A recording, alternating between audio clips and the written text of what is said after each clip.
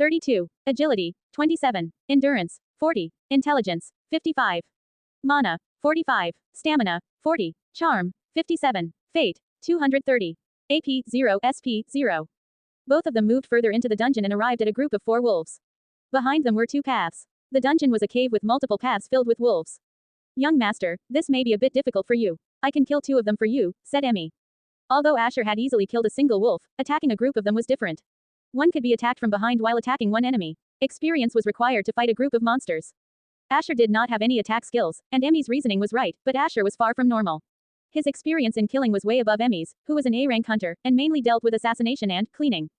Don't bother with it, let me try first, said Asher with his usual indifferent look.